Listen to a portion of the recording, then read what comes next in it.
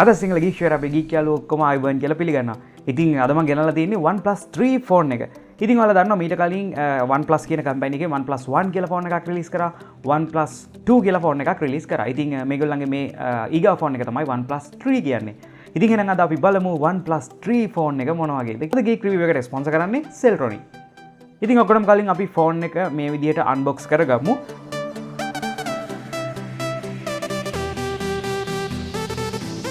අපි බොක්ස් එක ගොඩක් ක්ලියර් බොක්ස් එකක් බලා ගන්න පුළුවන්. මේකේ තියෙන්නේ OnePlus logo එක සහ මොඩල් එක 3 කියලා විතරයි. ඉතින් ගොඩක් ක්ලියර් බොක්ස් එකක්. අපි මේක අන්බොක්ස් කරගමු.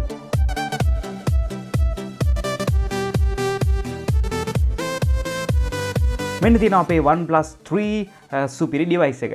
අපි ඩිවයිස් එක පොඩ්ඩක් පැත්තකින් තියලා බලමු ආයේ මොනවද මේක ඇතුලේ තියෙන්නේ කියලා.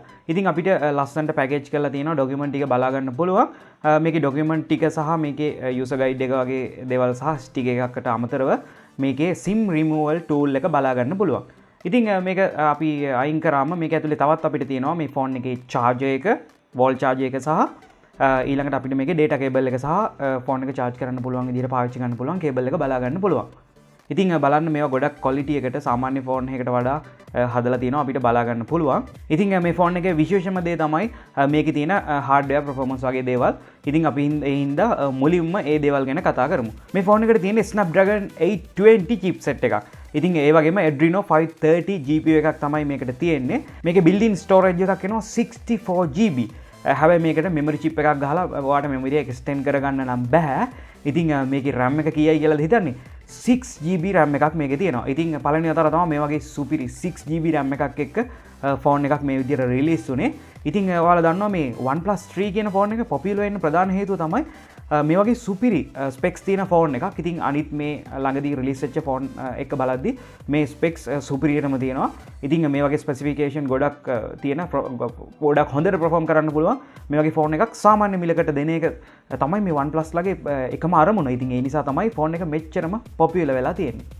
ඉතින් ෆෝන් එක අතර ගත්ත ගමන් අපිට සුපිරි ෆීලිං එකක් දැනෙනවා. ගොඩක් අපිට බර එහෙම දැනෙන්නේ නැහැ. ඔයාලට පේනවා ඇති මේකේ පෙනුම නම් මාරම ප්‍රීමියම් ලුක් එකක් තමයි තියෙන්නේ. ඉතින් මේකේ බොඩි එක හදලා තියෙන්නේ මේ සුපර් ඇලුමිනියම් ඇලොයි කියන මැටීරියල් එකෙන්. ඉතින් ඒ නිසා තමයි මේ වගේ සුපිරි ප්‍රීමියම් ලුක් එකක් ෆෝන් එකට ඇවිල්ලා තියෙන්නේ. ඉතින් ඒ විතරක් නෙමෙයි මේ ෆෝන් එක ගොඩක් බර අඩු වෙන්න සහ ගොඩක් ශක්තිමත් වෙන්නත් මේ මැටීරියල් එක උදව් වෙලා තියෙනවා. ඉතින් ඒ විතරක් නෙමෙයි මේකේ විශේෂත්වය මේ මැටීරියල් එකේ අපි සාමාන්‍ය ෆෝන් එක සාක්කුවේ දාගෙන යනවා. ඒ වගේම මේස උඩ සහ තැන් තැන් වල තියෙනකොට මේ ෆෝන් එක ස්ක්‍රැච් වෙන්න ඉඩ තියෙනවා. සාක්කුවේ තියෙන කාසි වලට, යතුරු වලට මේ වගේ දේවල්ට ස්ක්‍රැච් වෙන්න ඉඩ තියෙනවා. ඉතින් මේක ගොඩක් රිඩියුස් කරනවා මේ මැටීරියල් එක නිසා.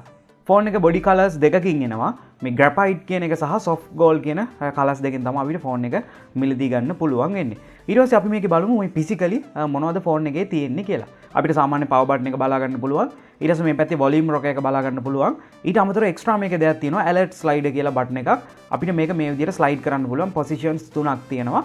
ඉතින් අපේ ෆෝන් එකේ alert profiles තුනක් හදාගෙන අපිට ෆෝන් එක on කරන්න නැතුව මෙතනින් අපේ profile එක change කරන්න හැකියාව තියෙනවා. ඉතින් ඒ වගේම මෙතන තියෙන SIM tray එක අපි මේක එළියට ගත්තොත් මේ විදිහට SIM දෙකක් දාන්න පුළුවන්. dual SIM විදිහට තමයි මේක එන්නේ. ඉතින් මෙතන මෙයාලා මේ ප්ලාස්ටික් SIM දෙකක් දාලා තියෙනවා. අපිට පුළුවන් ඒක අයින් කරලා අපිට ඕන විදිහට හදා ගන්න.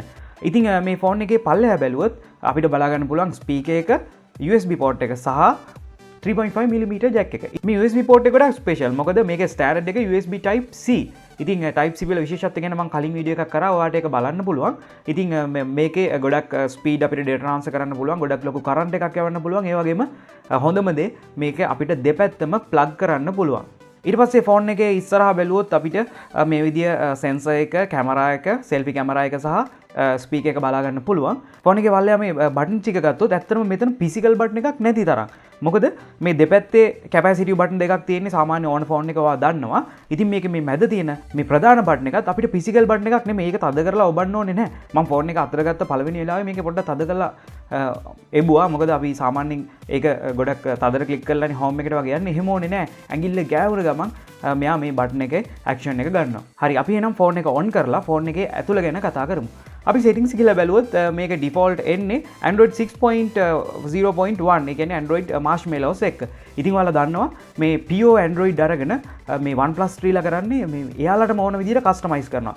ඒ කියන්නේ මේ ෆෝන් එකේ තියෙන හાર્ඩ්වෙයාර් වලට ගැලපෙන විදිහට කම්ෆර්ටබල් වෙන විදිහට සුපිරියටම කස්ටමයිස් කරනවා. ඒකලා මෙයාලා මේ තව OS එකක් හදලා තියෙනවා අරකම කස්ටමයිස් කරලා ඔක්සිජන් කියලා. ඉතින් මේකේ රන් වෙන්නේ මේ ඔක්සිජන් කියන ඔපරේටින් සිස්ටම් එක. ඒ කියන්නේ Androidම මොඩිෆයි කරලා ගත්ත ඔක්සිජන් කියන ඔපරේටින් සිස්ටම් එක. ඉතින් මේ ඔපරේටින් සිස්ටම් එක ගොඩක් ක්ලියර්, ගොඩක්ම පැහැදිලි, ඒ වගේම ගොඩක්ම මේ ෆෝන් එකේ performance උඩට තියන්න, රත් වෙන එක අඩු කරන්න සහ මේ ෆෝන් එකේ hardware වලින් උපරිම වැඩ ගන්න පුළුවන් විදිහට තමයි ඔප්ටිමයිස් කරලා තියෙන්නේ. ඉතින් ඒ නිසා මේ OS එක ගොඩක්ම වටිනවා. ඉතින් ඔයාලට පේනවා ඇති මේකේ තියෙන සුපිරි performance සහ මේ ෆෝන් එකේ OS එකේ තියෙන මේ සුපිරිම compatibility එක නිසා අපිට ගොඩක්ම smooth ෆෝන් එකේ ඕනම දෙයක් කරගන්න පුළුවන්. ඉතින් 6GB RAM එකකින් හින්දා ඔයාලට තවත් කතා කරන්න දෙයක් නැහැ. සුපිරියට මේක බලා ගන්න පුළුවන්.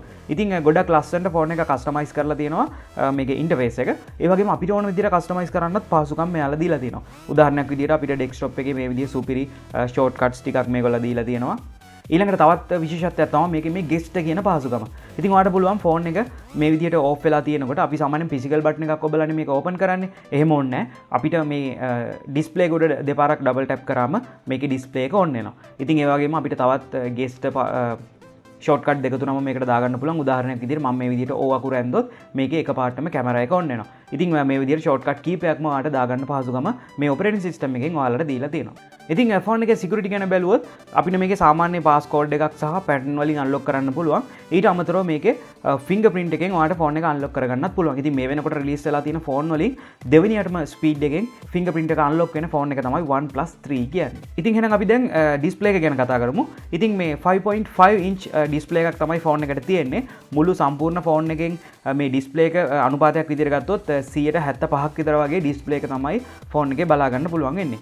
ඉතින් මේ ඩිස්ප්ලේ එකේ රෙසොලූෂන් ඔයාලට 1080p රෙසොලූෂන් එකෙන් බලා ගන්න පුළුවන්. ඉතින් ඒ වගේම මේ සුපර් AMOLED කියන ටෙක්නොලොජි එකෙන් තමයි මේ ඩිස්ප්ලේ එකත් නිර්මාණය වෙලා තියෙන්නේ.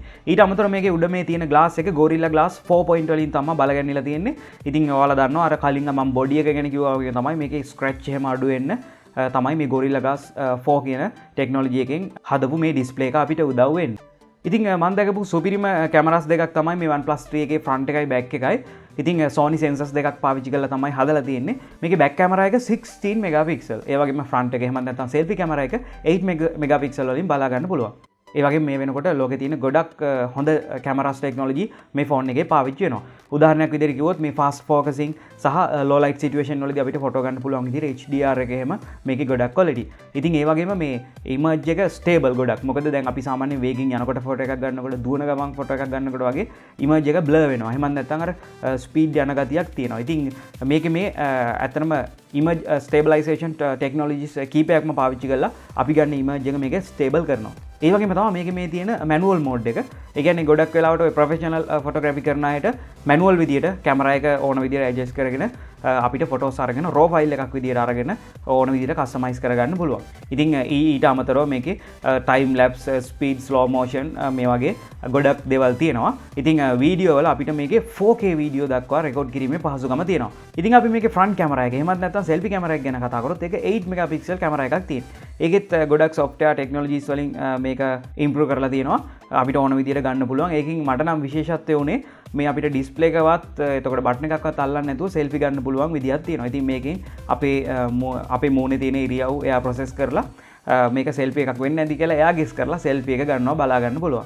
ඉතින් අපි බැටරි එක ගැන කතා කරොත් 3000 mAh බැටරි එකක් මේකට තියෙනවා. fast charging කියන ටෙක්නොලොජි එක මේකට support කරන නිසා ඔයාලට මේ ෆෝන් එකේ 60ක් charge කරගන්න යන්නේ හරියටම පැය භාගයයි. ඉතින් ඒ විතරක් නෙමෙයි විශේෂත්වය දැන් ඔයාලා දන්නවා මේකේ සුපිරි performance නිසා ඒ කියන්නේ 6GB RAM එක සහ අනිත් performance සුපිරි නිසා ඔයාලට games එහෙම play කරන්න නම් කියාපු භාණ්ඩයක්.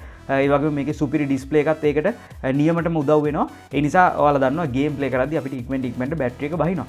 සාමාන්‍යයෙන් කොච්චර fast charging phones තිබ්බත් අපිට මේ game play කරන වෙලාවට charge එකට ගැහුවම අර තරම් ඉක්මනට මේක charge වෙන්නේ නැහැ. ඉතින් ඒක පොඩි අවුලක්. ඉතින් ඒ වුණාට මෙයාලා මේ fast charging කියලා කිව්වට මෙයාලා මේකට පාවිච්චි කරන්නේ මේ dash charging කියලා. ඉතින් මේ ටෙක්නොලොජි එක නිසා මෙහෙම දේවල් වෙන්නේ නැහැ. ඔයා games එල්ලම් කරන වෙලාව වුණත් ඔයාලට පැය භාගයක් ඇතුළත 60ක් charge කරගන්න හැකියාව තියෙනවා. ඒ වගේම අනිත් ෆෝන් වගේ fast charging වලදී මේ ප්‍රතිවීම ප්‍රවණතාවය ගොඩක් අඩු කරලා තියෙනවා. ඉතින් මේ බැටරි එක ගැන කතා කරනකොට අනිවාර්යයෙන් මේකේ charge එක ගැනත් කතා කරන්න ඕනේ. 4 amps charge එකක් තමයි මේකට තියෙන්නේ. ඉතින් මේ ඉක්මනට charge වෙන්න මේ 4 amps charge එක wall charge එක උදව් වෙනවා කියලා මම හිතනවා. මොකද සාමාන්‍ය ෆෝන් එකක charge එකක් එන්නේ 1 amps එහෙමත් නැත්නම් 2 amps. මෙච්චර වෙලා බැලුවා නම් ඔයාගේ ඊගව ප්‍රශ්නේ තමයි ෆෝන් එකේ මිල කීයද කියන එක. ඉතින් දැම්ම කෝල් එකක් දෙන්න Celltronic එකට සෙල්ට්‍රොනික් එකකින් ලංකාවේ අඩුම මුදලට ඔයාට මේ ෆෝන් එක හොඳ වොරන්ටි එකකුත් එක්ක ගන්න පුළුවන්. ඉතින් ඔයා මේ Chanux Bro වීඩියෝ එකත් බලලා ආවි කියලා කිව්වොත් ඔයාට ඩිස්කවුන්ට් එකක් ගන්නත් හැකියාව ලැබෙයි. ඉතින් මේ වගේ ගොඩක් වීඩියෝස් මගේ තියෙනවා YouTube එකට ගිහලා Chanux Bro කියලා ඔයා සර්ච් කරොත් ඒකෙන් පල්ලෙහා තියෙනවා බටන් එකක් රතු පාට subscribe කියලා මම subscribe කරොත් ඔයාට ගොඩක් වීඩියෝස් ඔයා ගාවට ඉක්මනට ගෙන්න ගන්න පුළුවන් වෙයි. මෙන්න තියෙනවා මගේ social media ඔක්කොම ඔයාට මාව like කරන්න follow කරන්න සිංහලම tech සහ education update ඔයා ගාවට ගෙන්න ගන්න පුළුවන් වෙයි. තවත් සිංහල geek show එකකින් අපි ඉක්මනට